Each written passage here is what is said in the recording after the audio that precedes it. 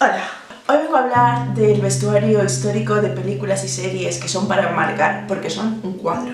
Hice una encuesta en Twitter en la que os ponía varios temas de conversación para un vídeo y votasteis este, así que si no me seguís en Twitter y queréis opinar, pues está el link ahí abajo, así que me seguís y ya a la próxima encuesta pues me decís que os interesa más.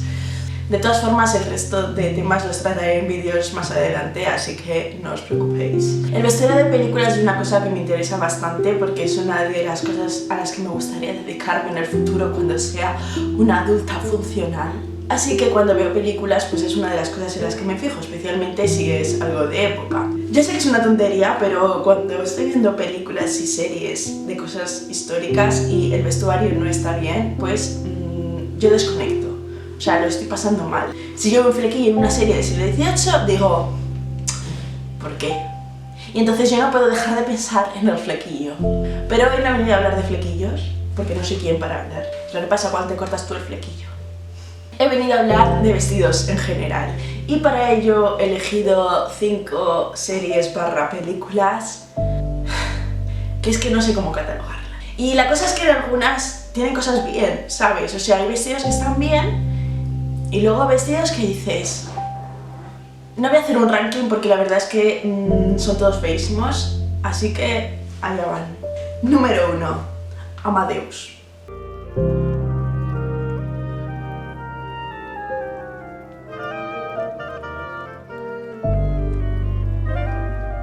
Amadeus es una película que habla de la vida de Mozart y de Salieri.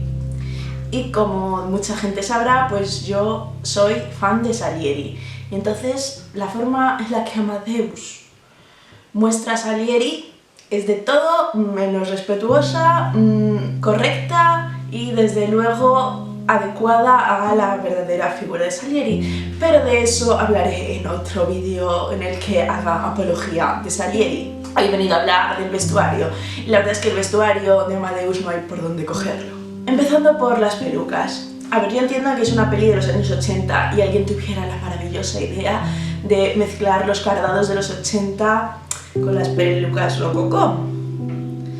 Pero not like this, my friends. Es decir,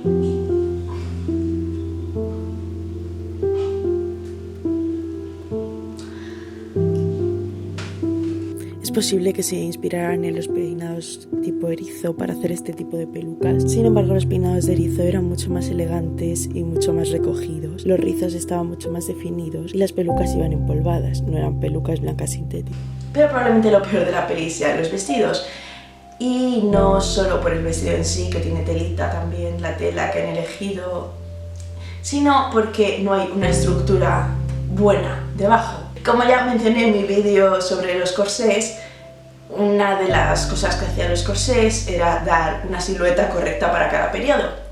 En Amadeus no hay silueta correcta porque los corsés que llevan, si es que los llevan, son del siglo XIX y Amadeus es de finales del siglo XVIII. Ya os hablé de la diferencia entre los stays y los corsés. Los stays aplastaban el pecho y daban una forma de trapecio, mientras que los corsés victorianos daban una forma de reloj de arena. Si ponemos a un vestido pensado para dar forma de trapecio un corsé con forma de reloj de arena, te hace una forma en el pecho muy rara y desde luego no es historically accurate, es decir, adecuado a la historia o una silueta que fuese remotamente similar a lo que se llevaba en el siglo XVIII. Un vestido del siglo XVIII puede ser muy diferente dependiendo de la clase social, el país o incluso el año en el que estuviese confeccionado, pero desde luego ninguno luciría así.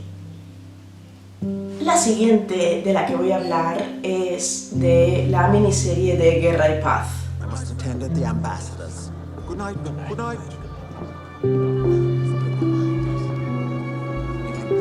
Vamos a ver. Y no solo me refiero al flequillo de Lily James, que es que es un poco lo mismo que pasa en Mujercitas, que le ponen un flequillo a la chica para hacer parecer que es más joven y luego se lo quitan cuando es mayor. Y yo entiendo que no puedas hacer ni que Lily James ni que Florence Pugh parezcan que tienen 15 años o menos. Pero el flequillo no ayuda tampoco y simplemente te hace parecer que no tienes ni idea de cómo se peinaba la gente hace un siglo o dos. Así que mi propuesta es dejaos de flequillo y contratad a 2 actrices, una que sea más joven y otra que sea mayor, y así estamos todos felices y no hacéis estas aberraciones con el flequillo. Sin embargo, lo peor de Guerra y Paz no es el flequillo, sino que es esto y esto. Guerra y Paz está basado en la época napoleónica, cuando Napoleón intentaba invadir Rusia, y por tanto el corte de los vestidos era corte imperio, es decir, el talle estaba justo debajo del pecho. Pero esto, aunque sea corte imperio, tiene muy poco que ver con lo que se llevaba en esta época. Para empezar, porque nadie jamás llevaría un hombro al descubierto, ni un corte asimétrico ni nada parecido. Este vestido parece y es un vestido prêt-à-porter que se podría llevar a cualquier alfombra roja durante los 2010, que es cuando se hizo esta miniserie. El otro vestido tiene un drapeado en el escote y desde luego eso tampoco es corte imperio. Este personaje es como el malo de la película, se llama Helena y supongo que querían hacer una especie de paralelismo con Helena de Troya y presentarla como una mujer fatal, pero es que ni siquiera estás pareciendo una mujer fatal, estás pareciendo que no tienes ni idea de moda de ningún periodo en concreto, porque es una especie de cosa inspirada en los años 20, pero muy mal. Y desde luego nada que ver con la moda de finales del 18, principios del 19. Y no voy a hablar de la tiara que lleva, porque es que no sé ni cómo catalogarla. Desde luego, histórica no es. Luego hay cosas que están bastante guay en la serie, pero desde luego este intento de mezclar, bueno, que mezclar, porque eso no tiene nada de época de la regencia, pero de hacerlo ver un poco alta costura de los 2000, por favor que pare ya, porque es terrible. El tercero es la gran pesadilla de cualquier diseñador de vestuario que se precie, y es el vestido amarillo de Bella, de La Bella y la Bestia remake, live action de Disney, como queréis llamarlo.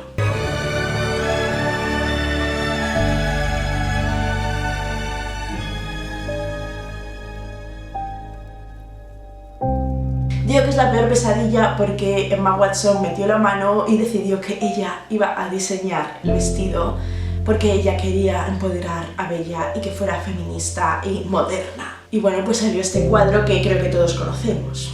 Ya hablé sobre por qué llevar corsé no es antifeminista, ni mucho menos. Me gustaría desarrollarlo un poco más porque las palabras de Emma Watson básicamente están diciendo que cualquier mujer actual que ha llevado corsé o lleva corsé o le gustan los vestidos pomposos históricos es antifeminista, y que cualquier mujer del siglo XX para atrás que llevase corsé estaba súper alienada, y es como... Y aparte de que me parece un gesto muy feo hacia todas las mujeres a las que nos gusta la moda histórica, pues es mentira. La cosa es que Emma Watson decidió crear ella este vestido y evidentemente ni es diseñadora ni se la quiere como diseñadora. Ay, mano, vete, si no sabes torear, ¿pa' qué te metes? Luego parece que se le quitó la tontería de que ser feminista es no llevar corsé porque mujercitas lo llevan.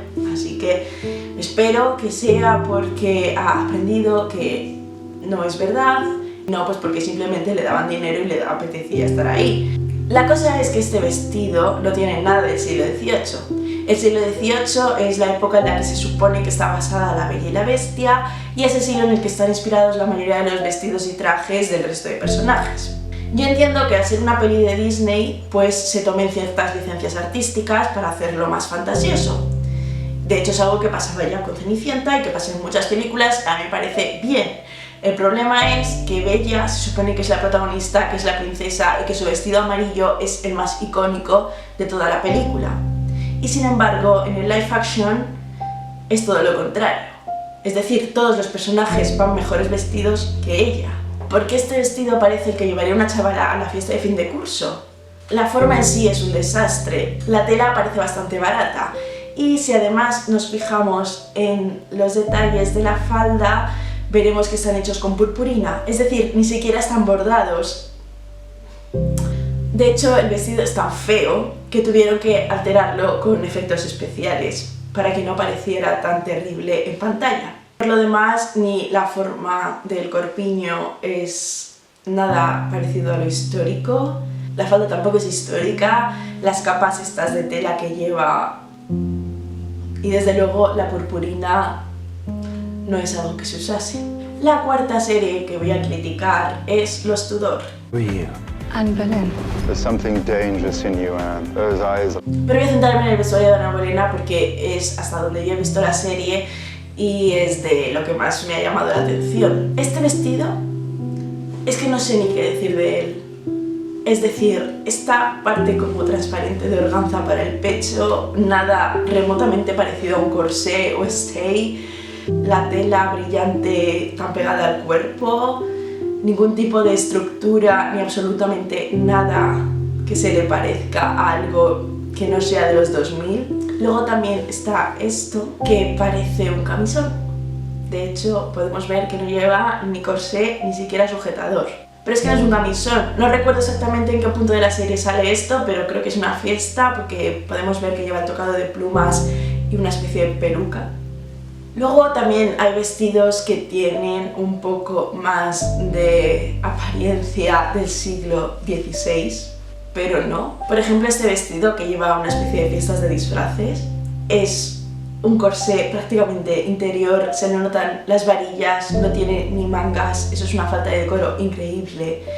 Y desde luego es que no tiene ningún tipo de decoración, ni de abalorios, ni de nada. Es como si yo fuera una fiesta de disfraces en un sitio de alto standing en sujetador.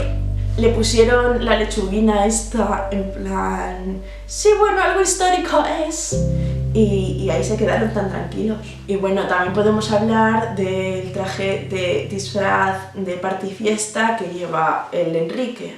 No sé por dónde coger ni la corona que parece plástico, ni el peto de polipiel barata, ni nada.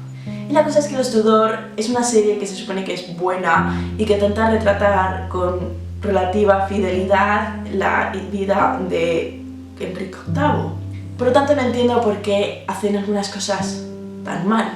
Porque tú puedes hacer vestidos que no sean ni muy buenos ni muy adecuados a la época y que den un poco la idea de la época, pero es que hay otras cosas que es que sinceramente están tratando al espectador como si no supiera absolutamente nada. Y lo mismo a un espectador medio esto no le saca de la serie, pero a cualquier persona que tenga un mínimo de conocimiento sobre moda histórica le rechina. Y yo entiendo que Natalie Dormer es muy guapa y que Ana Bolena la quieras presentar como una especie de mujer fatal, pero no necesitamos que nos la presentes en ropa interior de forma súper cutre cuando está intentando seducir a Enrique VIII delante de toda la corte. Es decir, una mujer se presenta así delante de toda la corte y la tratan de prostituta para abajo. Y eso no es lo que Ana Bolena quería conseguir. Ella quería convertirse en reina, no degradarse, que es lo que conseguiría vistiéndose así. Luego hay otros ejemplos en la serie en los que podemos ver vestidos que intentan parecer un poco más siglo XVI, que evidentemente no lo son, pero yo entiendo que es una serie muy larga y que necesitas muchos vestidos y que bueno. Pero desde luego cosas como este escote no tienen nada de siglo XVI y nada de un siglo súper religioso donde el decoro era súper importante. Es que es una cosa increíble lo poco que importa el decoro a nivel histórico en películas, siempre que puedas sexualizar a tus personajes. Y ahora sí, el quinto puesto va para la conocidísima serie Reign. Make no mistake, we're here now to get our young queen in the game. Alliances can shift. Before they do, Mary needs to win the prince's heart. Que, como absolutamente todo el mundo sabe, no tiene nada de histórico, ni de accurate. La serie va sobre María de Escocia, que es una reina que fue coetánea a Isabel I de Inglaterra y todas las movidas que le pasaron en su vida, con un corte de drama para adolescentes. Y supongo que precisamente por intentar mezclarlo con este tipo de serie para adolescentes, el vestuario es así. Pero eso no quita que yo tenga derecho a criticarlo, y por eso lo voy a hacer. Hay algunos vestidos que yo puedo entender que intentan recordar a esa época, aunque desde luego podemos apreciar que no tiene nada de histórico, es decir, el hombro al aire, el brazo al aire, solo la tirilla esta. El vestido de una pieza, no son dos piezas separadas como debería ser, con una parte superior muy alargada por delante. De hecho, el corte está en la cintura. Y desde luego el trozo de encaje dorado barato que lleva en el escote no es algo que una reina se pondría jamás. Podemos ver aquí un retrato de la verdadera María de Escocia y luego podemos ver cómo van en Reign. Otra cosa que tienen la gran mayoría de series / pelis históricas es el pelo suelto. Nadie a lo largo de la historia, hasta ya os digo, el siglo XX, ha llevado el pelo suelto. El pelo suelto era como llevaban el pelo las prostitutas. Y nadie que tuviera una clase social alta llevaría el pelo así. Esto es algo que también podemos ver en los Tudor. Y quizás a algunos de vosotros le pasa como a mí me pasaba hace tiempo, que yo veía estos retratos, decía, ah bueno, llevan el pelo suelto, pero de hecho llevan una especie de capucha que tapa el pelo. Es decir, que aunque lo llevasen suelto, había un trozo de tela, que es lo que yo pensaba que era pelo, tapando el pelo. Este tipo de tocado se llama capucha francesa y era muy habitual en esta época. Pero la mayoría de vestidos que vemos en Reign no tienen nada que ver con lo que llevaría una mujer del siglo XVI, ni mucho menos con lo que llevaría María Estuardo y su corte. Aquí podemos ver algunos ejemplos de vestidos del siglo XVI de esa época. Y aquí podemos ver lo que llevan en Reign. Este tipo de siluetas, de cortes, de telas, de pedrería, de transparencias, son algo súper actual. De hecho, la mayoría de estos vestidos son vestidos de fiestas de fin de curso, de bailes americanos. Y muchas páginas en internet recogen la marca y el modelo que llevan en Reign para que la gente que tenga dinero pueda comprarlos, ya que realmente son vestidos bastante caros, pero nada históricos. Y nada, pues eso es todo. Mi consejo para ver si algo es o no es histórico es que busquéis retratos de la época y en algunos casos más recientes, si podéis ver en museos y tal, vestidos de esa época es mucho más esclarecedor. Realmente a la hora de hacer vestuario histórico lo más importante es la silueta y mi problema con estas series es que no lo respetan. Y no solo la silueta, sino también ser un poco coherente con la forma de vestir y el decoro en ciertas épocas. Es decir, en la gran mayoría de la historia enseñar los hombros era algo impensable para mujeres de alta alcurnia. No llevar corsé era algo que a nadie se le ocurría, ya que no solo sujetaba el pecho, sino que también favorecía esta silueta tan importante a la hora de vestir. Y es que antiguamente la silueta a nivel moda era mucho más importante que el tipo de cuerpo que tuviera una persona, ya que al cuerpo le daba forma el corsé. Otra cosa muy importante es, por favor, no pongáis más flequillos ni pelo suelto. La elección de telas también es bastante importante, ya que la fibra sintética, es decir, plásticos, empezó a existir en el siglo XX, pero a veces hay buenas imitaciones no demasiado cantosas que son mucho más baratas y para una película que tenga bajo presupuesto no es tan mal. En el futuro haré más vídeos sobre solo una película detallando el vestuario.